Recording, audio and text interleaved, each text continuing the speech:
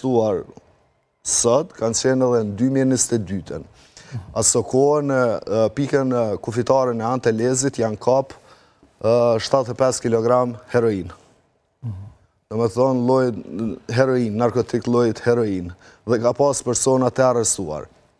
Tani, po flasim për 3-4 vjetë mrapa, këta persona nuk janë dënuar për atë rast.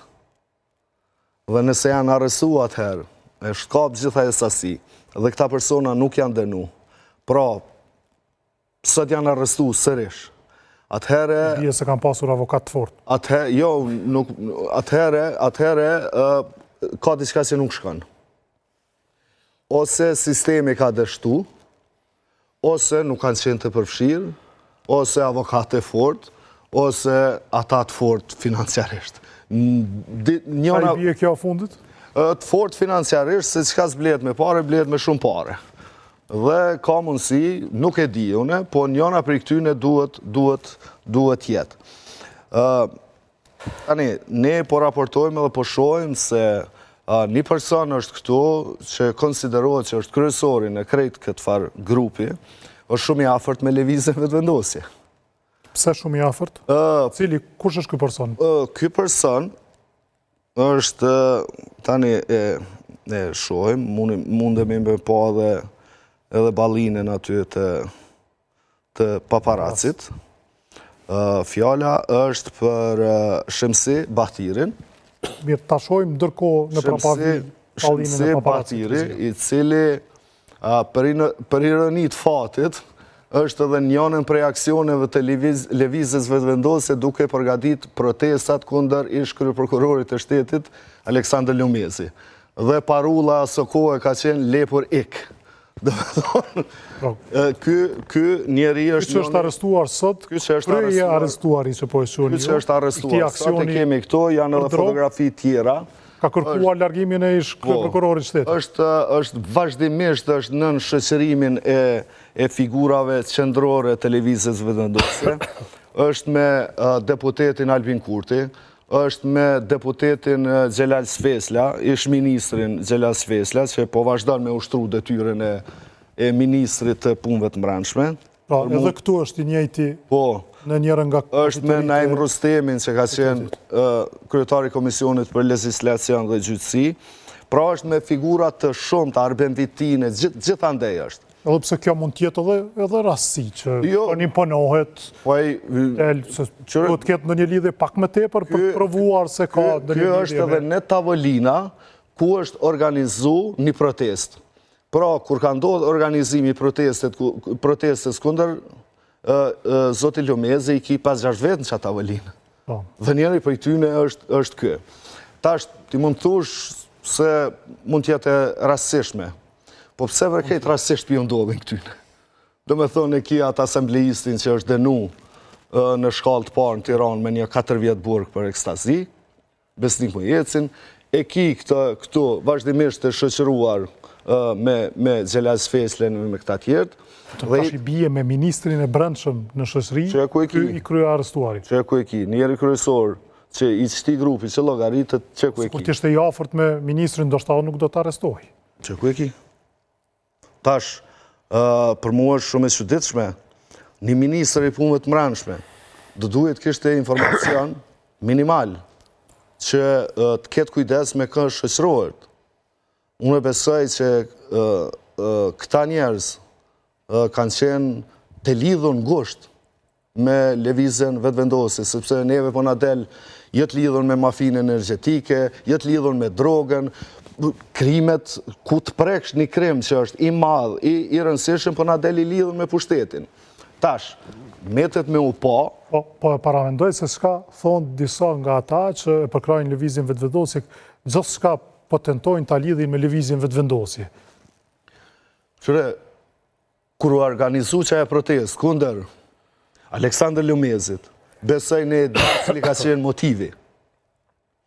Lëvizja vetëvendosje ka zhvillu fushat elektorale në kurrez të nesh kryeprokurori, i cili krejt e dim punën që e ka bot. Dikush e gjykon për mirë, dikush për keq, është çështje e kaluar, një mandat 7 vjeçare ka përfundu. dhe tash nuk është dikush tjetër ushtrues detyre i kryeprokurorit të shtetit, prej që ai nuk është mo, ushtrues detyre. Për këtë ushtruesin e detyres e kryeprokurorit të shtetit, kur asnjë fjalë ky pushtet nuk e ka thonë. Asnjë. Asnjë. Më thonë, nuk i pengon ai. Pse nuk i pengon, nuk po du me folë sonte, se kam folë hera tjera. Pra, po këta njerëz, ky pushtet, neve po na del që është i lidhën në shumë raste me grupet kriminale, me mafie energetike, me grupet e drogës. Llogareteviç një gjë. Sikur në vend të Xhelal Sfesles, sot të ishte i ullun të azëm Skënder Hyseni, që ka qenë ministër i punëve të mbrëmshme, Indjeri Bajram Exhepi, apo Zenon Pajaziti, apo kush do të qoftë për këtyne tjerëve, çka kishte ndodhur sot? Qoftë në rrjetet sociale, qoftë në për diskutimin publik. Kur vjen puna te këta veç e fusin kokën si strusi në zall, edhe heshtin për lidhjet e tyre që i kanë me grupet kriminale të krimit organizuar, të drogës, të trafiqeve të ndryshme.